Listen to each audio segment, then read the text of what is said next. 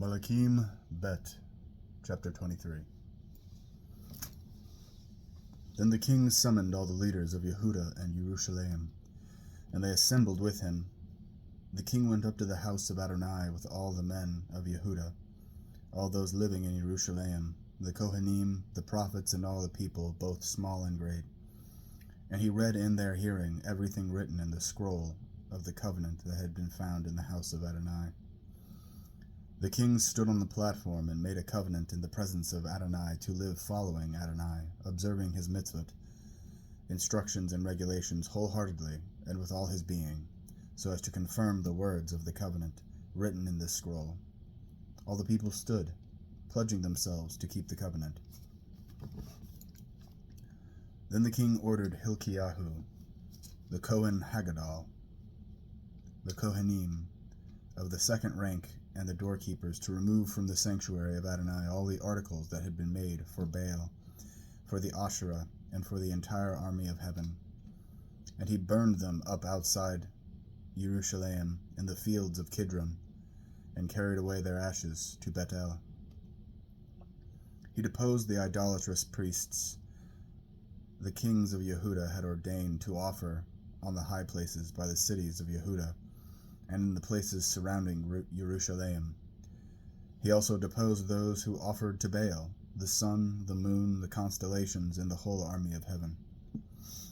He took the Asherah from the house of Adonai to Vadi Kidron, outside Jerusalem, and burned it in Vadi Kidron, stamped the ashes to powder, and threw the powder onto the burial ground for the common people. He smashed the houses of the cult prostitutes that were in the house of Adonai, where the women also wove garments for the Asherah.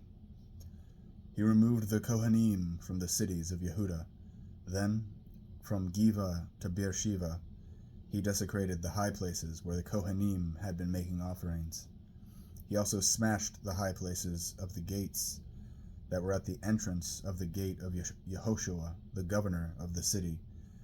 On the left as one enters the city. But although the Kohanim, who had been at the high places, did not come up to the altar of Adonai in Jerusalem, nevertheless did they share matzah with their kinsmen. He desecrated the Tophet fire pit in Ben Hinnom Valley, so that no one could cause his son or daughter to pass through fire as a sacrifice to Molech. He confiscated the horses which the kings of Yehuda had given to the sun at the entrance to the house of Adonai, near the room of the officer Natan Melech, in the side courtyard, and he burned up the chariots of the sun. The king smashed the altars on the roof of the upper room of Akaz, which the kings of Yehuda had made, and the altars which Manasseh had made in the two courtyards of the house of Adonai. He broke them into pieces and threw the rubble into Vadi Kidron. The king desecrated the high places facing Jerusalem south of the Mount of Destruction, which Shlomo the king of Israel had built for Ashtoreth, the abomination of the Zidonim, Chemosh,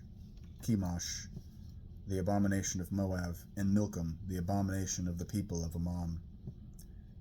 He smashed the standing stones, chopped down the sacred poles, and covered their remains with human bones. He smashed the altar that was at Bet-El, and the high place made by Yerovam, the son of Nevat, who caused Israel to sin. Yes, he smashed that altar and the high place. He burned the high place, stamped the ashes to powder, and burned up the Asherah. Then, as Yoshiyahu was turning around, he noticed the burial caves that were there on the mountain. So he sent and had the bones taken out of the burial caves and burned them on the altar, thus desecrating it, in keeping with the word of Adonai, which the man of God had proclaimed, foretelling that these things would happen. Then he asked, this monument here that I'm looking at, what is it? The men of the city told him, it marks the burial cave of the man of God who came from Yehuda, and foretold the very things you have done to the altar of Bethel. He replied, Let him be. No one is to move his bones.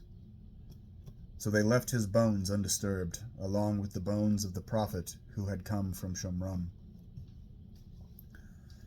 Yoshiyahu also removed all the shrines of the high places in the cities of Shomron, which the kings of Israel had made in order to provoke Adonai to anger, and treated them the same as in Bethel. He put to death all the priests of those high places on the altars there, then burned human bones on them. Finally, he returned to Jerusalem.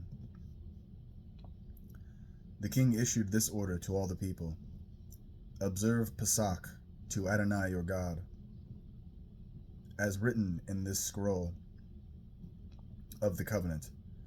For Pesach had not been so observed since the days when the judges ruled Israel, not during the times of any of the kings of Israel, or of the kings of Yehudah.